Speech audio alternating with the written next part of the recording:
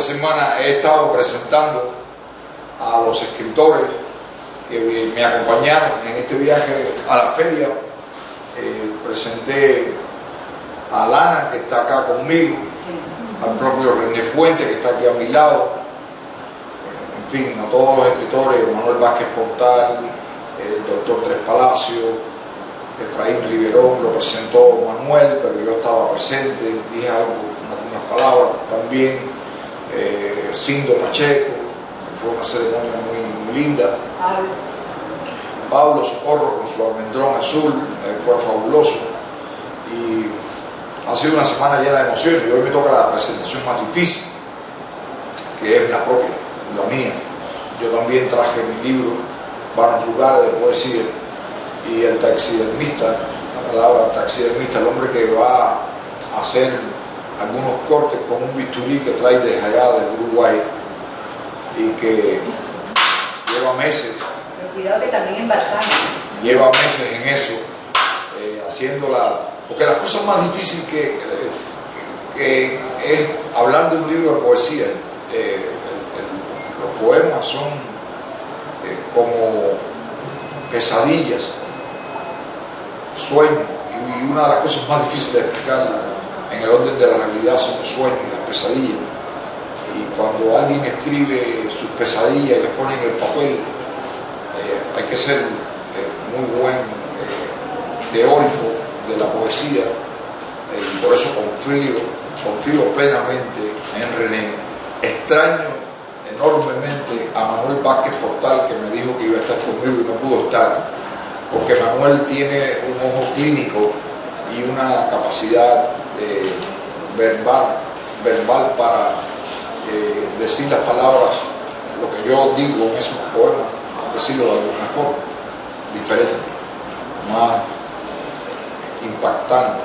Pero confío plenamente en René, en el cual me une lazos de hace meses, años, y es un poeta de mayor. Nosotros los poetas que estamos en las escalas, nos gusta que poetas mayores un día vengan y se sienten al lado y nos ayuden a escribir mejor, y eso es lo que yo quiero con esta presentación, ser un mejor poeta y por ende ser un mejor ser humano, porque sin la poesía no creo que exista un buen ser humano. Para ser un buen ser humano tienes que amar la poesía, creo yo. René Fuentes ha venido de Uruguay, un aplauso para él.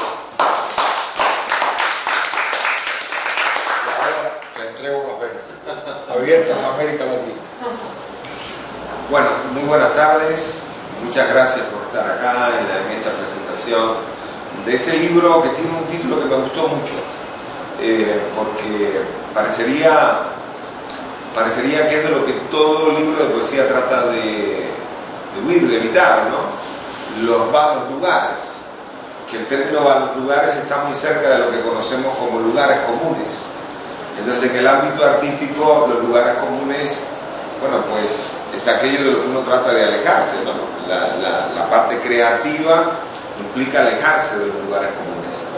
Sin embargo, el libro Vanos Lugares de Eduardo René Casanova es un libro que viene a resignificar esa expresión tan, bueno, aparentemente vacía de significados, esos vanos lugares, y en verdad no son lugares o vanos lugares vacíos de sentido, no son vanos lugares vacíos de implicaciones, de significaciones, sino al contrario, ¿sí?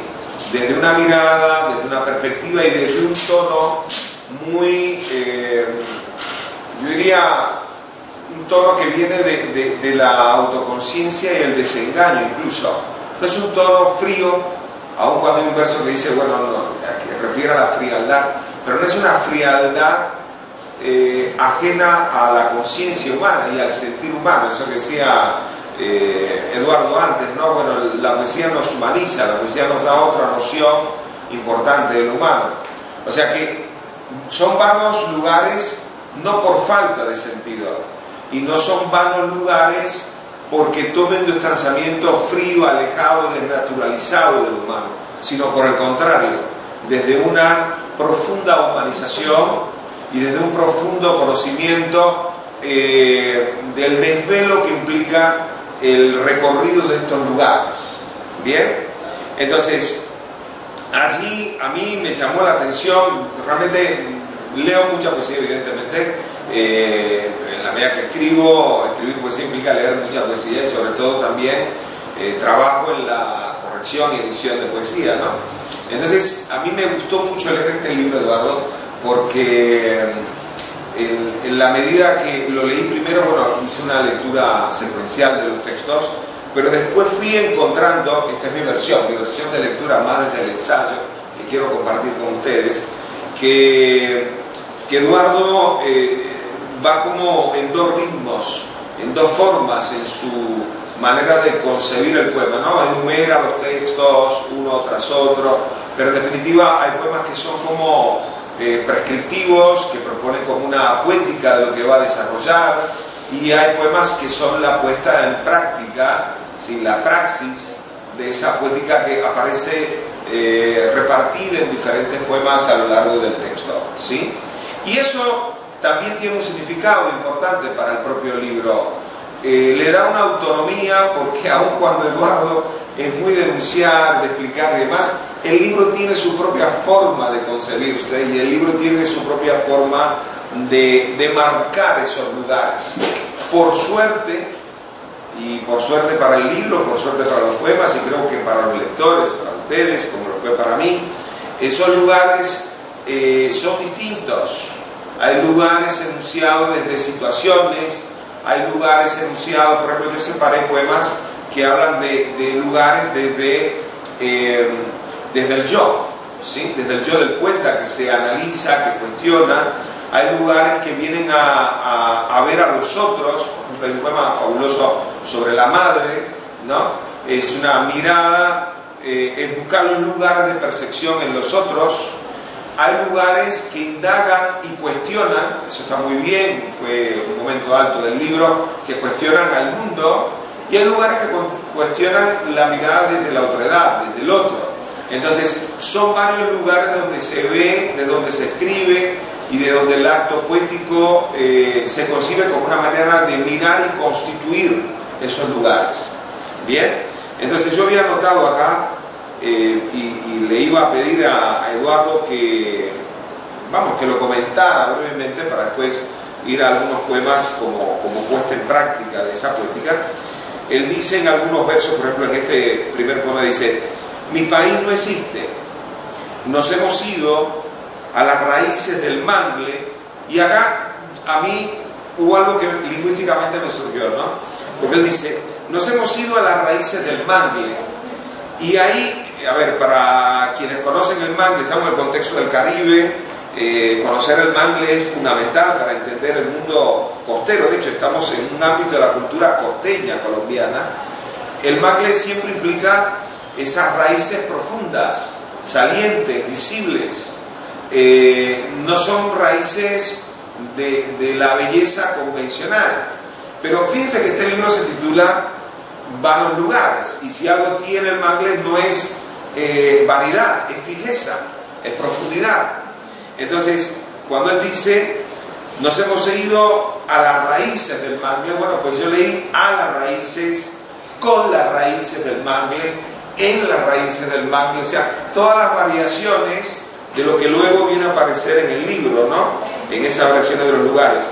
Y a continuación él dice: nos hemos ido para siempre, con el alma pobre y fría, todos hemos visto cómo el país, y continúa el desarrollo de la expresión perceptiva. Pero por un lado hay la fijeza de las raíces del mangle, y por otra parte dice que se va con el alma pobre y fría, que es una cita, ¿bien? Pero hay un oxímoron, hay una especie también de antítesis. ¿Por qué no? Porque es irse con la fijeza, pero con esa mirada fría, que no es fría por falta de sentimiento, sino por conciencia. Entonces, yo enmarco el primer aspecto fundamental en el estilo de este libro, en esta voz poética, que es justamente es una poesía desde la conciencia, desde un estado de conciencia, incluso hasta en la emoción de lo que transmite. No transmite una voz desde que el poema parte de algo, plenamente espontáneo en el momento. No, reflexiona en lo que dice y lo que va expresando es una voz de esas raíces afincadas con la lejanía de cierto alejamiento. Entonces, viene otro aspecto importante para mí en lo que se desarrolla de este libro, que es: me niego a vivir creyendo que vivimos en un mundo exclusivo. Entonces hay una negación del vivir creyendo que vivimos, parece un juego de palabras, ¿sí?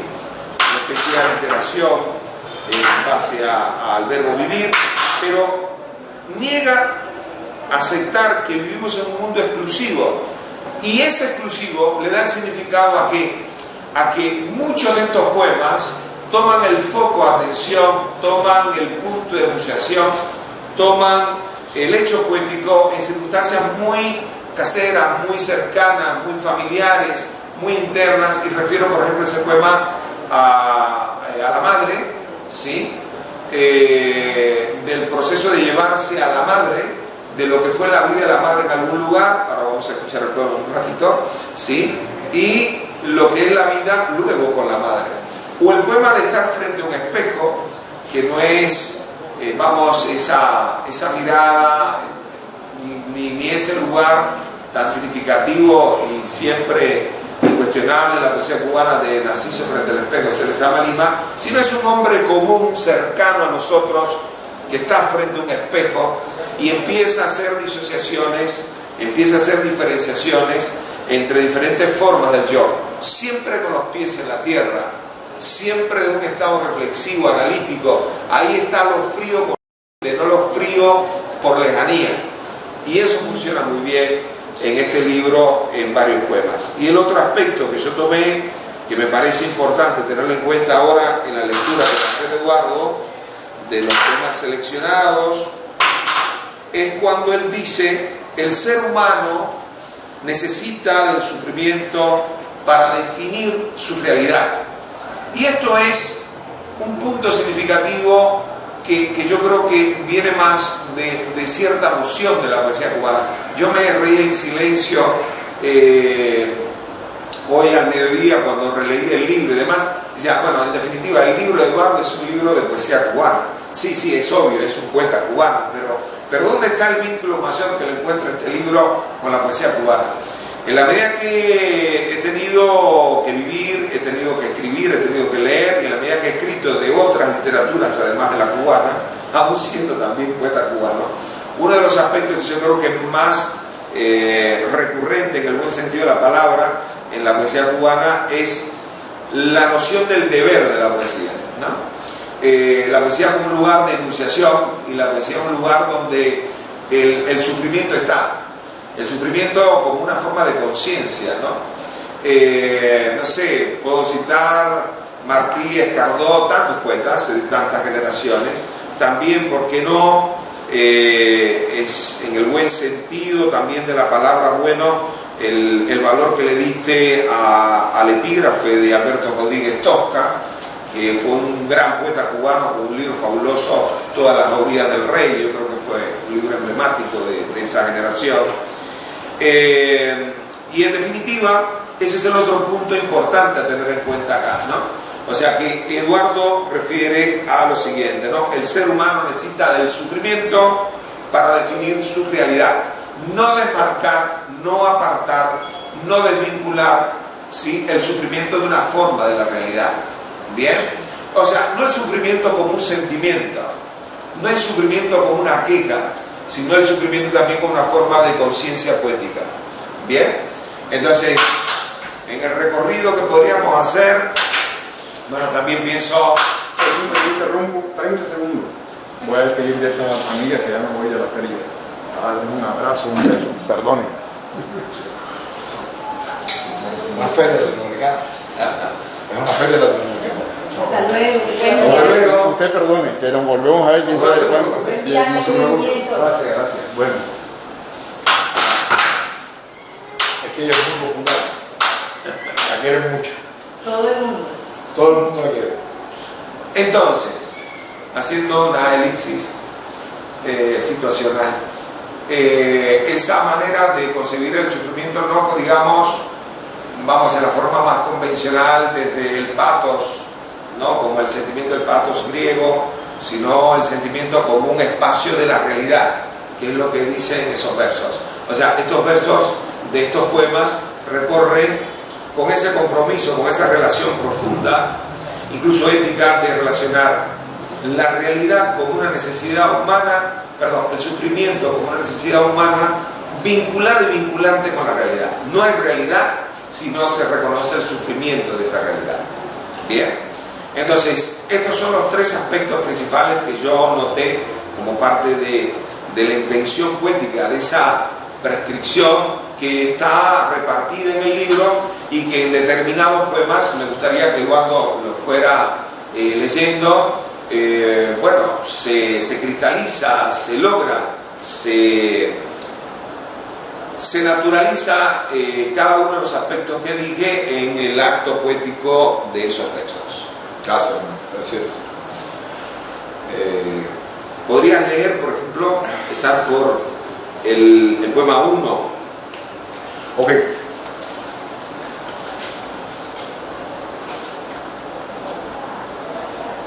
No quiero mi país de vuelta, ¿ya para qué? Nunca tuve un país, ni siquiera cuando acuñaron mi nombre en la desidia del héroe.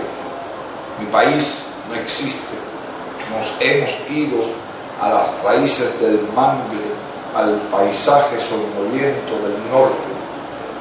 Nos hemos ido para siempre, con el alma pobre y fría. Todos hemos visto cómo el país se va a la mierda y sus aires arrojan odio y su luna una sombra colérica, y mi padre es un montón de huesos arropados en una bandera moza.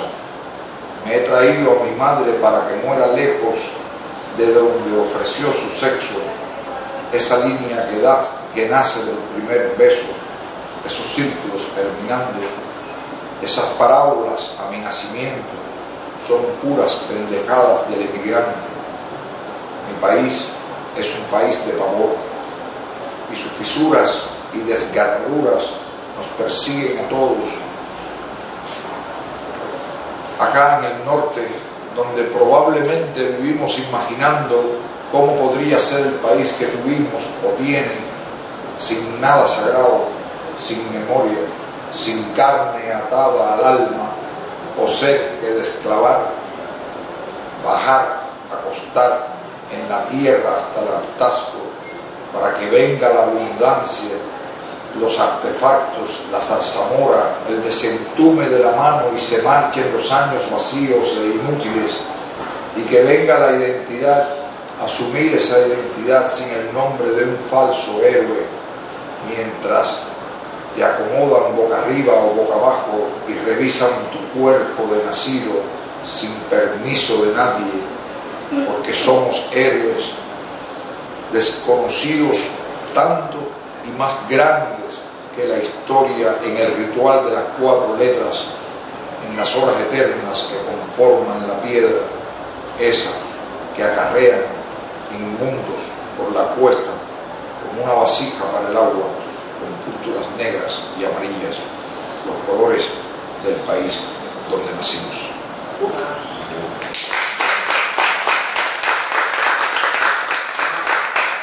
Este poema viene a la enunciación de un país, ¿no? Desde otro lugar. Además, esa relación dicotómica, las raíces del mangle y la lejanía del lugar donde se va, ese norte frío, ¿sí? Ese lugar frío donde se observa y se reconstruye. Eduardo, sería maravilloso que nos leyeras el poema 4, ¿sí?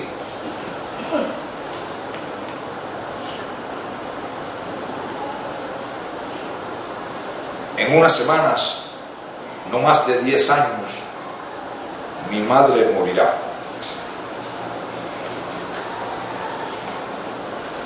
Le he servido un plato de ajiaco y se lo ha comido en silencio.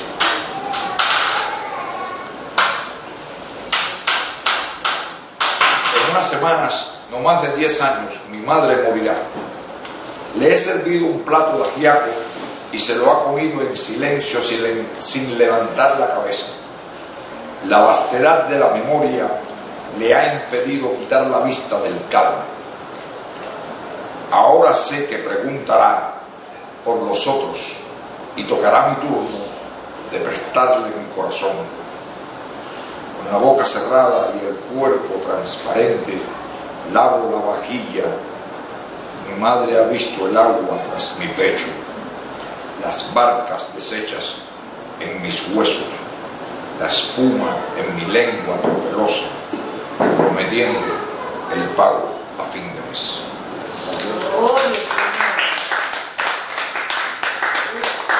Hay un aspecto en este poema que ya en sí mismo es particularmente fuerte, ¿no? Hermoso.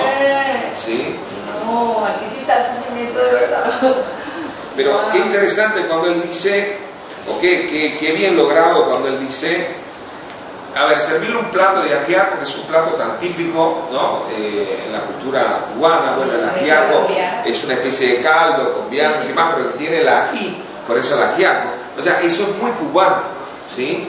Pero además dice, se lo ha comido sin levantar la cabeza, y relaciona algo como es, fíjense qué maravilla esto, ¿no? O sea, por eso no es un lugar vano, sin sentido, pero es un lugar cercano, profundamente cercano. Relaciona lo del ajiaco con la madre que se come el caldo, pero en ese caldo también va toda la memoria. Entonces es la múltiple significación de lo cercano. La vanidad no es acá lo carente de sentido. La vanidad es el dolor profundo, ¿sí? de esa conciencia de lo que se escribe. Entonces, una maravilla. Eduardo, por favor, leernos el poema 19.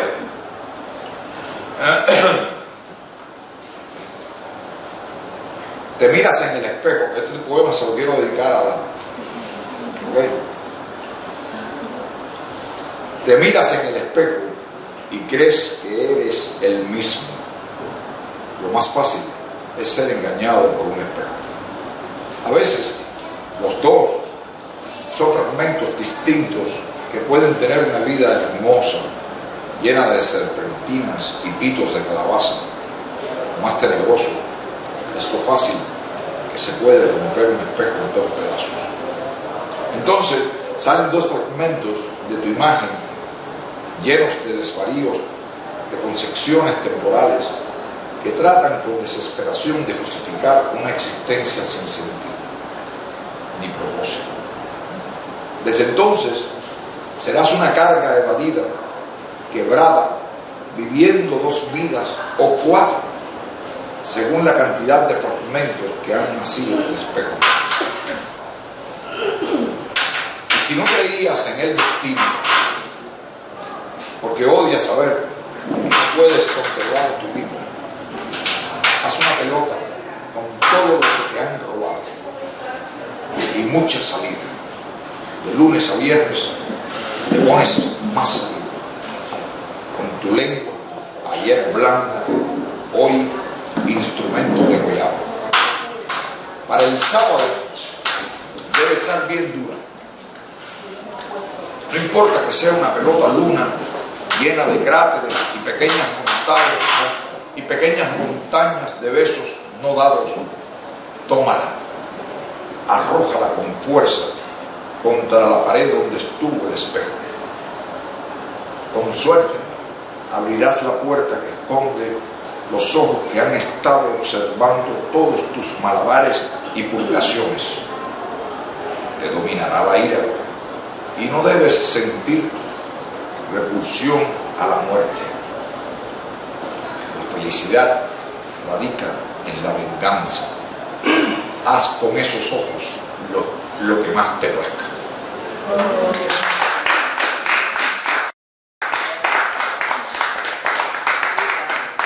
Este poema en algunos versos, cuando refiere, entonces salen estos fragmentos de tu imagen llenos de desvaríos, en concepciones temporales que tratan de trata con desesperación de justificar una existencia sin sentido, sin propósitos. En definitiva, esa relación con el espejo, esa desconfiguración o repartición de la imagen, viene completando lo que de algún modo referíamos antes, ¿no? Él en los textos, como poeta, como creador, yo como un observador, un lector, ¿sí? Pero que en definitiva sea el país original, sea el país encontrado donde se ve, sea la madre, sea la familia, sea el mundo, como va a aparecer ahora, ¿sí? Sea la otredad, o sea, la mirada desde el otro, siempre hay algo que configura ese mirar, ¿no? Y ese mirar lo configura también la percepción de lo poético como un lugar de análisis, como un lugar de percepción, como un lugar, como una manera de entender que no hay percepción humana del mundo, de la realidad del mundo, sin la naturaleza del dolor, sin la conciencia del dolor. Y eso, bueno, este poema lo manifiesta muy bien, ¿sí? Poema 38, Eduardo.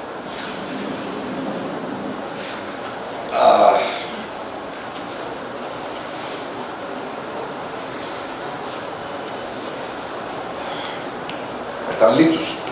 Ay, Dios mío, pañuelo en mano. Lo que más abunda en este mundo son los muros y la basura. Después vienen los muertos que no debieron morir. Acaban de matar a una niña de un tiro certero de cañón y a una mujer en medio de una calle por estar corriendo bajo las bombas. La mujer era la madre de la niña y murieron por estar atadas a esa mano que sirve de instrumento para hacer tortas de harina, anudar los zapatos, peinar los cabellos, cruzar una calle. Serán sepultadas en la tierra junto a otros que solo han utilizado sus manos para hacer tortas de harina, anudar los zapatos, peinar cabellos y cruzar una calle. En esas tumbas difícilmente encontrarán los huesos de quien pagó por el cañón. Oh, Dios. Nos van a matar, hermano. Hay una enumeración que, si me permitís, voy a releer, porque es una enumeración de cercanías, es una enumeración de aspectos más humanos imposible, ¿sí? Aspectos tan humanos, tan cercanos, que la enunciación apenas tiene que rozarlo para decirnos esto es lo que somos, esto es la condición humana, ¿no? Y esa enumeración dice lo siguiente, ¿no? Por favor.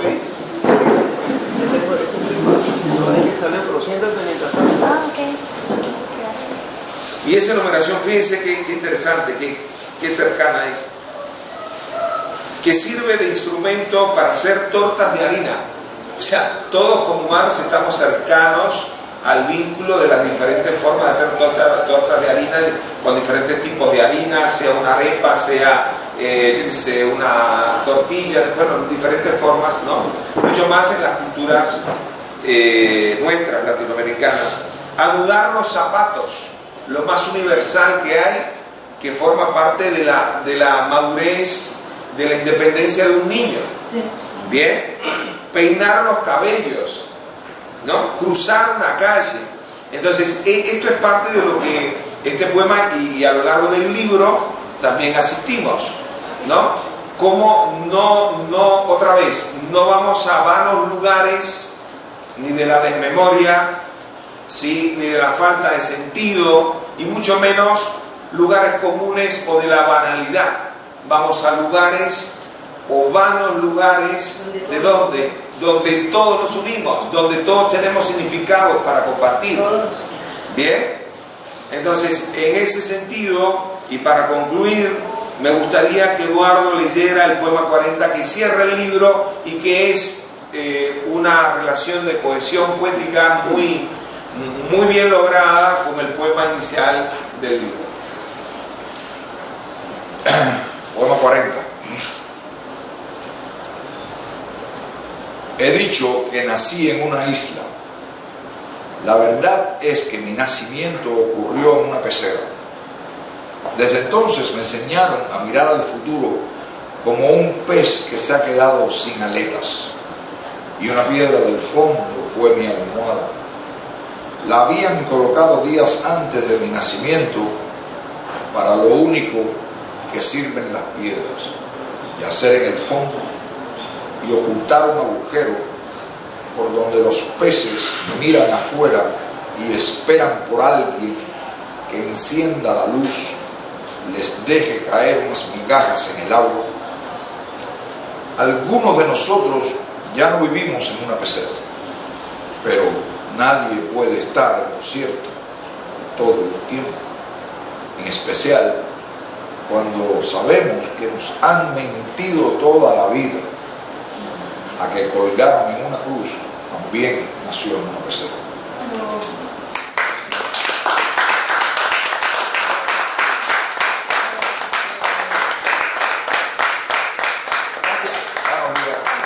Hermanos Lugares, ahí tienen el libro, ¿sí? Eduardo, noté que en todos los poemas se destaca la presencia de algunos elementos simbólicos, metáforas que son evocadoras en tu libro. ¿Cómo seleccionas estos símbolos y estas metáforas para transmitir esas ideas y emociones? Yo soy una persona que lee mucha poesía, porque lo que más hago es editar desde hace tiempo y publicar libros de poesía. Sin duda se me pegan muchas cosas de esos libros, de esos autores. Luego el proceso de la creación poética es un proceso que a veces no tiene que ver con, en mi caso, de que yo me sienta a escribir poesía, sino que hay un momento en que yo estoy necesitando agarrar una hoja y, por cierto, yo no escribo a mano, yo no puedo escribir a mano, yo tengo que sentarme delante de una computadora y escribir con la computadora, y borrar y volver otra vez el texto y rehacer. En fin, así he escrito todos mis libros. Da la suerte que desde que obtuve el premio Calendario en el año 1999 en Cuba, el Calendario de Poesía, que para los autores jóvenes es un premio importante. Y para mí me dieron ese premio con un libro que yo titulé Navegación Impasible. Ese libro yo lo escribí también así, en esas mismas circunstancias, incluso estando en Cuba. Ya tenía una computadora, era un hombre 18. Pero se me pegan muchas cosas. De René se me ha pegado muchos estilos, de mi poeta favorito que es Félix Viera. Soy un fervor lector de tanto en inglés como en español de Eliot, de T.S. Eliot o T.S. Eliot, Thomas. Soy desde la Tierra Baldía, soy un profundo sueño con Eliot, sueño con Eliot. Y de Walt Whitman, también la poesía rusa. Todavía puedo recitar en ruso, yo hablo ruso, yo estudié en Rusia. Milei Paros, Noki, tu morie, galvón, esto hizo, cráneo de dolor, esto aquí no, es el Lermontov, un poema que se llama Velero, es un poema súper largo. Me gusta mucho la poesía francesa y cuando la trato de leer, me gusta oírla en francés, ¿no? No hablo francés, pero me gusta mucho porque es un lenguaje espectacular. Por supuesto, Rimbaud, el niño Rimbaud, que murió muy joven y nos dejó una obra monumental que a todo poeta que quiere aprender poesía, todo el mundo le dice, no, lee Rimbaud, porque si tú no lees Rimbaud, tú no vengas aquí a escribir poesía. O por lo menos mis maestros en la escuela me decían eso, que leyera Rimbaud antes de ponerme a escribir mis propios poemas. Tuve suerte, tuve una buena maestra de primaria, que fue hasta sexto grado me inició en el mundo de la literatura, los libros, la poesía, Martí, Dulce María, Loinás, que en aquel entonces nosotros no nos daban Dulce María Loinás. Dulce María Loinás era una figura prácticamente que no se mencionaba mucho en las escuelas. Y ese es el proceso de la creación. El poeta tiene que ser como una esponja, constantemente. Y a mí me funciona desde el dolor. Cuando tengo dolor por algo, ahí viene un poema. Sí, iba a hacer una pregunta, excusa, bueno, es lo siguiente, o sea, yo veo lo de la piedra en el fondo, que es fuerte, lo del hueco, que se mete el pez, la cigarra, lo de los zapatos, cordones, la peinada. Sí, ¿cómo preparas tú? ¿Qué preparas primero? ¿Qué si te viene primero? O si todas esas cosas van después con la idea que tú tienes. ¿Qué idea partes? ¿Cómo partes tú para hacer algo así? El primer verso del poema, en mi caso, cuando yo escribo el primer verso del poema, me va a dictar cómo va a terminar ese poema. En toda mi poesía trato de que el último, o sea, el poema como termina, tiene que dar, yo tengo que sentir yo, no sea a otros, cuando se los lea a otros, pero cuando yo me los lea, yo tengo que sentir que me acaban de dar con un palo en la cabeza. Yo necesito ese golpe, para. Y cuando empiezo el primer verso, ya voy definiendo qué es lo que va a pasar a lo largo del poema. A veces sé que repito mucho el método de repetir, de enunciar ciertas palabras, ciertos versos, ciertos sentimientos, emociones, que a veces para otros poetas eso resulta no necesario. En mi caso, yo necesito tener esas pausas, esos aires que me van conduciendo al final del poema, al momento más último. Un ejemplo, por ejemplo, de que comenzaste algo y cómo se te vinieron las cosas, el resto de cosas después, por ejemplo, en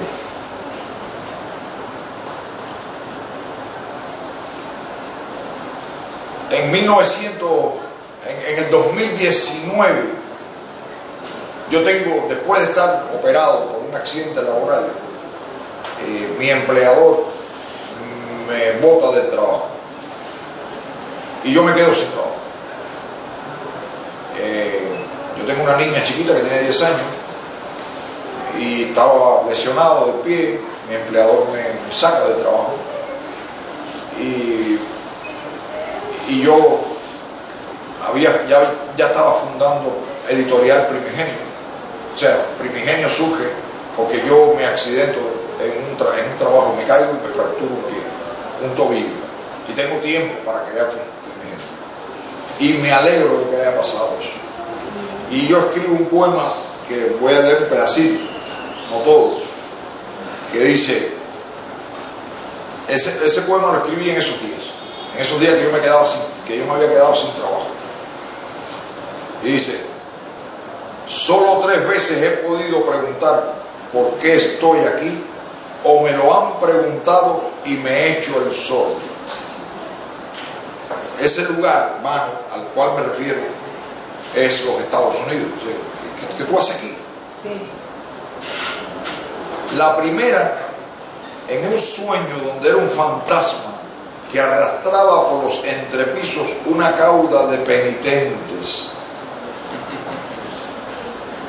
reclamando su turno a resucitar. Inundado de crepitaciones, despierto sin la respuesta. Todas las noches los mismos motos, círculo vicioso de haber perdido mi pie derecho en una mala temporada. Vienen y preguntan: ¿estás preparado para el filo del hacha? Y mientras caminan tras mi forma, preguntan por todo: intenciones, delirios, la dimensión del asco, la familia, la trampa, los círculos, las contraseñas, la sarna, el mármol, la distancia, el número. Pero no les respondo, pues debo regresar al por qué estoy donde comienza mi derrota. Los penitentes no aportan palabras que puedan salvarme de la suerte echada. Mastica mi boca el pan de las 11, insisto en la sal, en el sonido de los túneles. Nada me obliga a seguir preguntando qué hago aquí. ¿Por qué no empaco mis maravillas y con un pañuelo gitano en la cabeza salgo a tropezarme en la calle con Smith para entrarle como un ariete por donde más le arde al muy maldito y falsificado hijo del arquitecto, que siempre pregunta la misma vaina: ¿por qué estoy aquí? Ese por qué estoy aquí viene de arriba. Yo creo que los Caribes, bueno, hasta hoy, miren cómo le puede cambiar uno la vida en unos minutos, ¿no? Yo siempre he sentido que la poesía en verso, en decasílabos, en décimas, es una cárcel. Entonces, muy atrevida, muy grosera, siempre aseguré que no me gusta la poesía en verso, porque amarra al lector y lo obliga a que tiene que sonar sí o sí ese verso, esa décima, aquí, debe terminar en con y debe terminar en sí, debe terminar en ya. Y yo siempre digo que los poetas caribes somos libres, ¿sí? Porque escribimos el poema en prosa. Pero hoy tú me volviste a manejar porque tu poesía no me deja respirar. Me lleva a ese lugar común donde todos nos conocemos, donde todos nos abrazamos, donde todos queremos mordernos y besarnos. Y gracias. Gracias. Gabriel García Márquez escribía versos en prosa. Sus Yo novelas también. son versos en prosa. Y también lo que acaba de leer es prosa. Sí, Estoy hablando creo son que casi hay generaciones. creo que la observación es, a ver, lo que vendría, mire, Sí. lo que vendría a mí a molestarle es la métrica, no el verso, porque el verso es inherente a la condición de la poesía. Perdón, sí. O sea, hay poesía en verso, hay poesía en prosa, hay poesía en fin, en poesía escrita estamos hablando, ¿no? Pero hay poesía, digamos, de otras formas de enunciación, no lingüísticas, pero el verso. La métrica y la fonética. Correcto, entonces en ese sentido el libro de Eduardo mayormente es poesía en versos, pero de rima libre o blanca, ¿sí?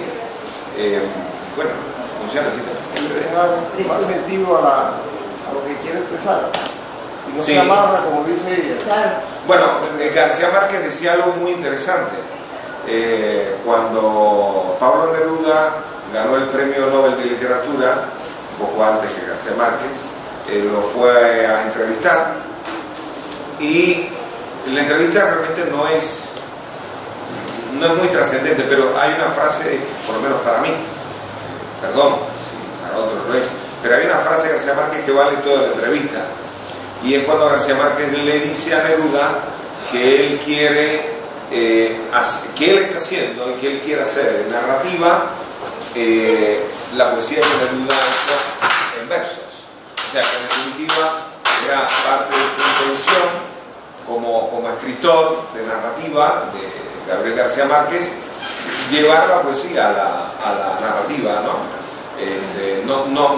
no separarla, y tal cual se siente en la prosodia, o sea, en la intención de la pronunciación, en las estructuras sintácticas, en la antropología que utilice y demás.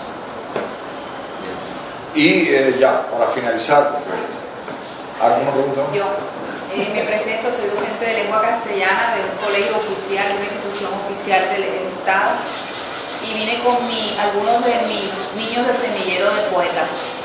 Ellos vienen desde años anteriores. Es más, vino Alejandro con su catálogo de poesía para recitar si queda uno o dos, si se puede, ¿no? Y otro estudiante viene con un libro de un escritor colombo estadounidense que él escoge la poesía del libro que guarda relación con el sentir de Eduardo.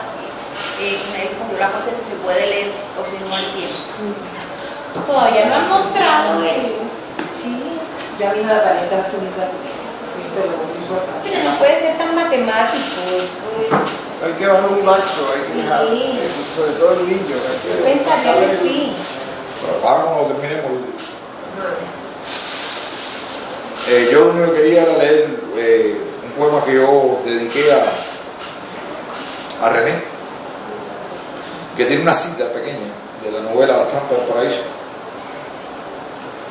Y dice, la cita dice: se moría, Fidel estaba muerto y en sus ojos ya no había luz, sino el fuerte y reiterado trazo del maquillaje tratando de poner un poco de orden en aquellos párpados definitivamente ciegos y muertos.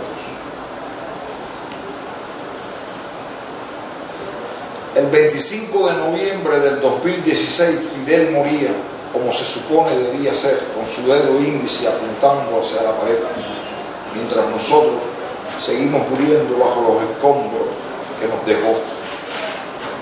Fidel murió, me dijo la cajera, con mi paquete de azúcar en la mano. ¿Cómo se supone que quede aquello? Fidel murió, me dijo el de la gasolinera con mi billete de 20 en su mano. ¿Cómo se supone que quede aquello? Y el volumen de la calle subió vertiginosamente, pero no lo suficiente para ahogarlos. Oigo, Fidel murió, que suena igual en cualquier idioma. Luego vino la noche y nos quedamos mi mujer y yo mapeando las estrellas por un rato, como todos los viernes, recostados uno al lado de otro. Es decir, las estrellas nos sobraban para cada uno y no mencionamos el asunto para nada. A lo lejos, las sirenas avisaban de otra cosa: accidentes, crímenes, incendios, delitos, como se supone debe ser. Tanta vida allá afuera que es natural no nos sintamos.